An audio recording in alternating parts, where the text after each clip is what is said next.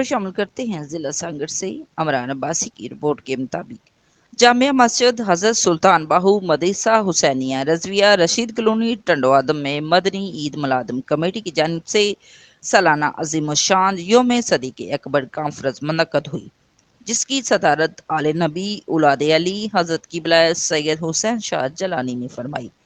رونق محفل حضرت صوفی پیر ترقیت محمد علی قادری چشتی اور مہمان خصوصی سردار صدر آل پاکستان جماعت العباس ویلفیئر سوسائٹی زون ٹنڈوادم محمد فاروق عباسی، محمد انور عباسی، محمد یونس عباسی، جاوید احمد عباسی خصوصی خطاب حضرت علامہ مولانا طاہر المدنی نے فرمایا۔ اس موقع کی سرپرستی ملک محمد وسیم قادری حضرت مولانا پیر انور علی قادری عباسی نے فرمائی۔